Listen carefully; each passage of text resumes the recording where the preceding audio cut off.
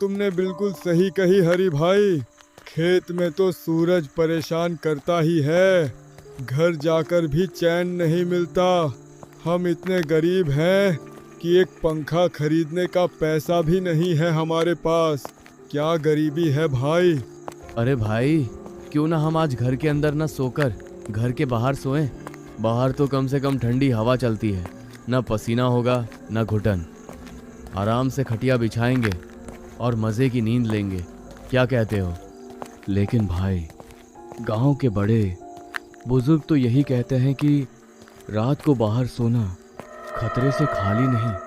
पर तुम दोनों इतना कह रहे हो तो ठीक है, आज रात बाहर ही सोएंगे। पर सच में डर तो लगता है भाई। राघव, तू डर मत भाई। हम तीनों साथ रहेंगे तो चुड़ैल का बाप भी कुछ नहीं कर पाएगा। आएगी तो उसे डंडे से भगा देंगे। आज रात बाहर ही सोना पक्का रहा। वे बातें करते हुए जंगल के संकरे रास्ते पर आगे बढ़ रहे थे। अचानक उनके पीछे से एक काली छाया बहुत तेज गति से गुजरी। फिर अचानक उनके आगे से कुछ दूर पर वही छाया फिर से गुजरी। अरे, ये क्या था? देखा तुमने? कोई हमारे पीछे भागा अभी? अरे कुछ नहीं होगा, कोई जंगली बिल्ली या कुत्ता होगा।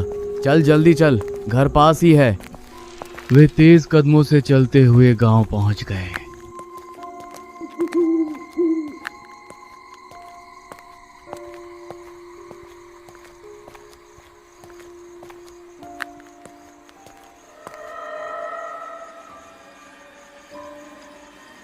राघव और गोपाल अपनी अपनी खटिया लेकर पहुंच गए और हरि की खटिया के पास ही बिछा दी।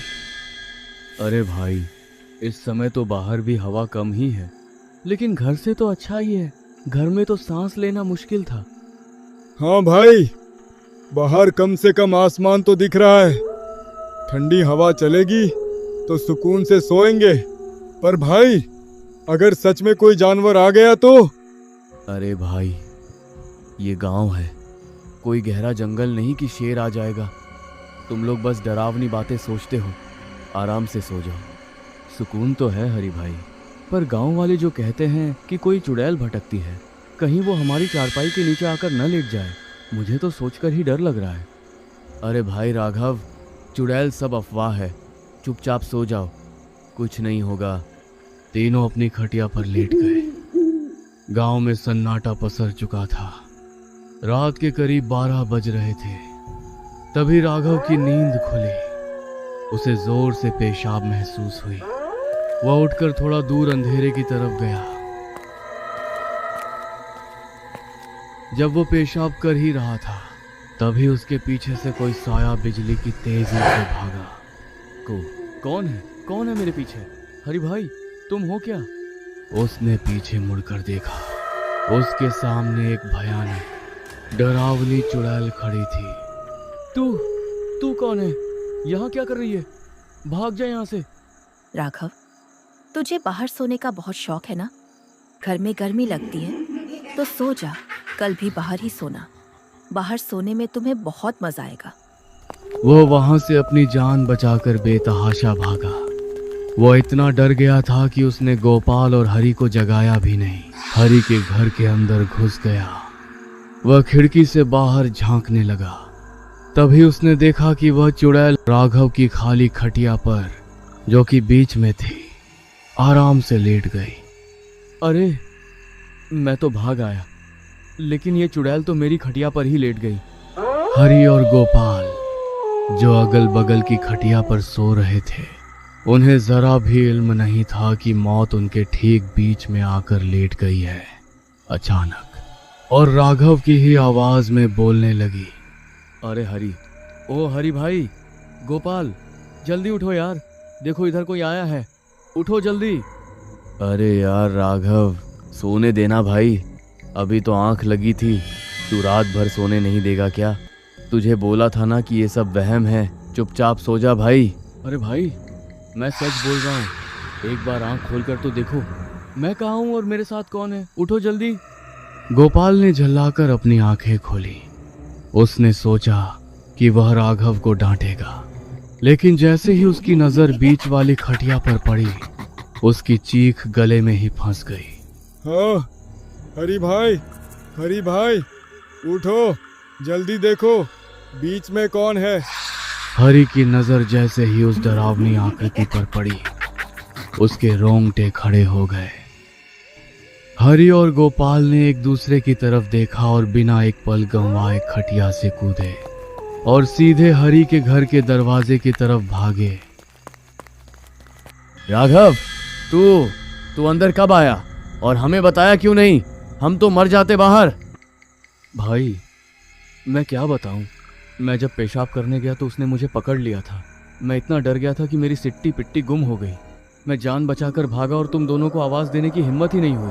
मुझे माफ कर दो भाइयों, पर मैं सच में बहुत डर गया था।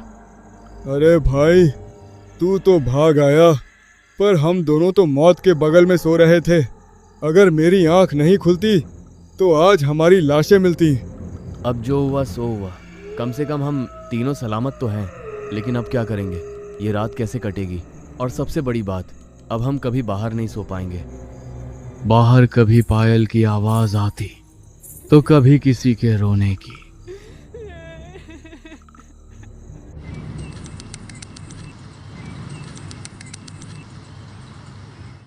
भाई, अब तो हद हो गई। मैं तो अब एक पल भी बाहर नहीं सोऊंगा। लेकिन भाई, रात भर इस कमरे में बिना पंखे के बैठना मुमकिन नहीं है। गर्मी के मारे जान निकल जाएगी। सही कह रहे हो राघव। कल रात जो हुआ, उसके बाद बाहर जाने की हिम्मत तो किसी की नहीं होगी।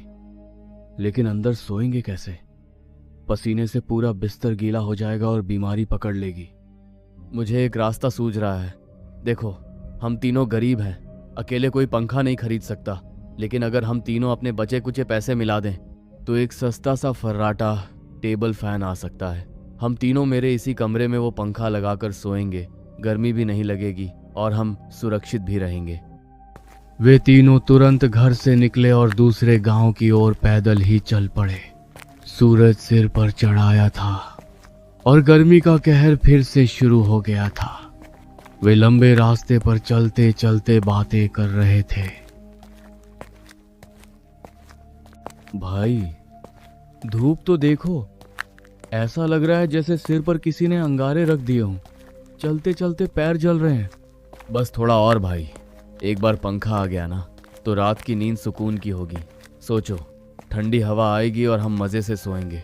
न चुड़ैल का डर, न गर्मी की चिंता। वे तीनों तपती सड़क पर चलते रहे। काफी घंटों की मशक्कत के बाद शाम के करीब 4:30 बज गए जब वे दूसरे गांव की बिजली की दुकान पर पहुंचे। अरे भाई साहब, कोई सस्ता सा फर्राटा पंखा दिखाओ। हम गरीब लोग हैं, बस काम चल जाए और हवा अच्छी दे। ये लो भाई, ये वाला नया मॉडल है, 600 में दे दूंगा। बहुत मजबूत है और हवा भी तेज देता है। अरे भाई साहब, 550 ले लो। हम बहुत दूर से पैदल चलकर आए हैं, बड़ी मुश्किल से पैसे जोड़े हैं।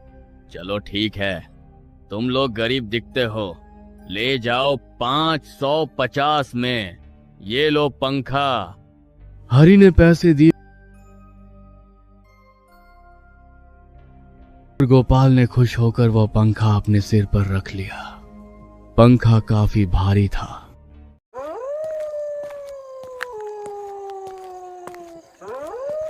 अब सूरज ढलने लगा था और आसमान में लाली छा गई थी। उन्हें पता था कि अब उन्हें उसी डरावने जंगल से वापस गुजरना है। चलो भाई, जल्दी निकलो, अंधेरा होने से पहले जंगल पार करना है। आज फिर से उस रास्ते पर डर लग रहा है। जल्दी चलो गोपाल भाई, तुम पंखा संभालो, हम तुम्हारे साथ साथ चल रहे हैं। बस 1 घंटा और, फिर हम अपने गांव में होंगे। वे तीनों फिर से उसी जंगल के रास्ते में दाखिल हुए। इस बार सन्नाटा कल से भी ज्यादा गहरा महसूस हो रहा था। गोपाल पंखा सिर पर रखे सबसे पीछे चल रहा था। अचानक उसे महसूस हुआ कि पंखे का वजन धीरे धीरे बढ़ रहा है। अरे भाई, ये पंखा अचानक भारी क्यों होने लगा? ऐसा लग रहा है जैसे कोई ऊपर से इसे दबा रहा हो। अरे भाई, थक गए होगे तुम, इसलिए वजन ज्यादा लग रहा है। लाओ, मुझे दे दो थोड़ी देर। नहीं भाई, मैं ले चलूंगा, पर सच में अभी तो हल्का था। गोपाल को पता नहीं था कि उसके सिर पर रखे पंखे के ऊपर एक काला धुंधला साया आकर बैठ गया है। अरे भाई रुको, 1 मिनट रुक जाओ, मेरा दम निकला जा रहा है। ये पंखा अचानक इतना भारी कैसे हो गया? अरे गोपाल भाई, तुम थक गए होगे, सुबह से पैदल चल रहे हैं, भूख और प्यास से शरीर टूट गया है, इसलिए वजन ज्यादा लग रहा है। लेकिन भाई, भारी तो ऐसे लग रहा है कि जैसे कोई मेरे ऊपर और आकर बैठ गया हो। गर्दन अकड़ गई है मेरी। जैसे ही पीछे मुड़कर गोपाल की तरफ देखा, उसकी रूह कांप गई। गोपाल सबसे पीछे चल रहा था और उसके सिर पर रखे पंखे के ठीक ऊपर एक काला, धुंधला और डरावना साया बैठा हुआ था। गोपाल को इसका जरा भी अंदाजा नहीं था कि उसके ऊपर मौत सवार है। अरे भाई, गोपाल भाई, ये तुम पंखे के ऊपर किसको बैठा कर ला रहे हो भाई? भागो, उसे नीचे फेंको। क्या? किसको बैठा कर ला रहा हूँ? राघव भाई, तुम क्या बोल रहे हो? मैं तो बस पंखा लेकर आ रहा हूँ। क्या तुम्हें कोई दिख रहा है? हाँ भाई, ऊपर एक काला साया बैठा है तुम्हारे। तुम जो पंखा पकड़े हो, उसके ठीक ऊपर एक औरत जैसा साया बैठा हुआ है। वो तुम्हें घूर रही है। क्या?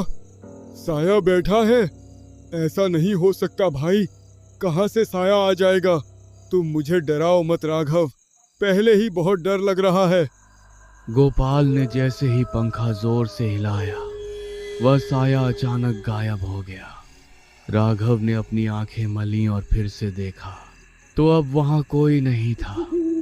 उसे लगा शायद उसकी आंखों का धोखा है, लेकिन जैसे ही वे तीनों फिर से आगे बढ़ने लगे, वही साया अब उनके ठीक सामने रास्ते के बीचों बीच खड़ा था। वह वही चुड़ैल थी, जिसकी आंखें अंधेरे में लाल बल्ब की तरह चमक रही थी। तुम तीनों इतनी रात में कहाँ जा रहे हो? अभी गर्मी का मौसम चल रहा है ना, बहुत पसीना आ रहा है तुम सबको। लो, ये पंखा मुझे दे दो, मुझे भी बहुत गर्मी लगती है। तू फिर आ गई? हमें जाने दे, हमने तेरा क्या बिगाड़ा है? हम बस अपने घर जाना चाहते हैं। घर तो तुम तब जाओगे जब मैं चाहूंगी। मुझे ये पंखा बहुत पसंद आया है, इसे यहाँ जंगल में लगाओ, मैं यहाँ ठंडी हवा खाऊंगी। तुम तीनों यहीं रुक जाओ मेरे साथ। चुड़ैल की हंसी सुनकर तीनों के हाथ पांव फूल गए। वह उन्हें जंगल के अंदर ही गोल गोल घुमाने लगी। वे एक ही रास्ते पर बार बार आ रहे थे। ऐसा लग रहा था जैसे जंगल का रास्ता खत्म ही नहीं हो रहा। भाई, ये क्या हो रहा है? हम भटक गए हैं हरी भाई, ये चुड़ैल हमें कहीं जाने नहीं देगी। भाई, मेरा पैर भारी होता जा रहा है। मुझे ऐसा लग रहा है जैसे जमीन मुझे खींच रही है। मैं और तेज नहीं भाग सकता। वे भागते भागते एक ऐसी जगह पहुंचे जहां झाड़ियां बहुत घनी थीं। अरे भाई, मेरा पैर फंस गया। हरी भाई, राघव भाई, रुको, मेरा पैर हिल नहीं रहा है। हरी और राघव डर के मारे इतने अंधे हो चुके थे कि उन्हें एहसास ही नहीं हुआ कि गोपाल पीछे छूट गया है। वह अपने दोस्तों को पुकारता रहा। अरे भाई, बचाओ मुझे। हरी भाई, राघव भाई, मुझे अकेला मत छोड़ो। लेकिन हरी और राघव बहुत दूर जा चुके थे। वो अकेला उस डरावनी चुड़ैल के सामने खड़ा था। उसकी लाल आंखें गोपाल को ऐसे घूर रही थी जैसे कोई शिकारी अपने शिकार को देखता है। अब ये पंखा मेरा है और तू भी मेरा है। तुझे बहुत गर्मी लगती थी ना, ले, अब तुझे कभी गर्मी नहीं लगेगी। और गोपाल की गर्दन को अपने ठंडे हाथों से दबोच लिया। गोपाल की आवाज उसके गले में ही घुटकर रह गई। दूसरी तरफ हरि और राघव भागते भागते गांव की सीमा में घुस चुके थे। वे सीधे हरि के घर के अंदर घुसे। राघव, जल्दी दरवाजा ठीक से बंद कर, वो साया पीछे ही होगा। लेकिन हरि भाई, गोपाल कहाँ रह गया? वो तो हमारे पीछे ही था ना। क्या गोपाल पीछे नहीं है? अरे हम तो तीनों एक साथ दौड़ रहे थे, मुझे लगा वो तुम्हारे पीछे आ रहा है। अरे हरि भाई, गोपाल के पंखे के ऊपर जो साया था, लगता है उसी ने उसे पकड़ लिया। हम तो भाग आए, हमें पता ही नहीं चला कि वो पीछे रह गया। हे भगवान, ये क्या हो गया? हमने पीछे मुड़कर एक बार भी नहीं देखा। राघव, गोपाल की जान खतरे में है, हमें वापस जाना चाहिए। पागल हो गए हो क्या हरि भाई? इस अंधेरी रात में उस जंगल में वापस जाना मतलब मौत के मुंह में कूदना है। तुमने देखा नहीं वो चुड़ैल कितनी भयानक थी? अब हम कुछ नहीं कर सकते, सुबह होने का इंतजार करना ही होगा। हाँ भाई, बात तो सही है, पर मेरा मन कचोट रहा है। बेचारा गोपाल हमारी वजह से पंखा लेने गया था, अब उसकी जान चली गई तो हम खुद को कभी माफ नहीं कर पाएंगे। दोनों दोस्त रात भर जागते रहे।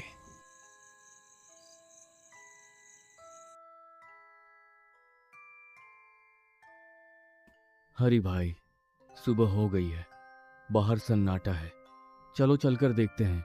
हाँ चलो, भगवान करे गोपाल सही सलामत हो। जैसे ही हरि ने दरवाजा खोला, उसकी चीख निकल गई। उसकी आंखें फटी की फटी रह गई। दरवाजे के ठीक सामने गोपाल की लाश पड़ी थी और गर्दन पर गहरे काले निशान थे, जैसे किसी ने उसे बहुत जोर से दबाया हो। सबसे डरावनी बात यह थी कि उसके शव के बिल्कुल बगल में वह नया फर्राटा पंखा रखा हुआ था, वही पंखा जिसे खरीदने के लिए वे कल जंगल गए थे। गोपाल, अरे गोपाल भाई उठो, ये क्या हो गया? अरे कोई दौड़ो, देखो गोपाल को क्या हो गया। ये तो मर चुका है हरि भाई, देखो चुड़ैल ने इसे मार दिया, और देखो ये पंखा भी यहीं पड़ा है। उसने इसे मार दिया और पंखा हमारे दरवाजे पर छोड़ गई। ये हमारी गलती है राघव, अगर हम रात को पंखा लेने नहीं जाते या फिर पीछे मुड़कर देख लेते तो आज हमारा दोस्त जिंदा होता। हमने पंखा तो पा लिया पर अपने भाई को खो दिया। कहानी का अंत यहीं होता है।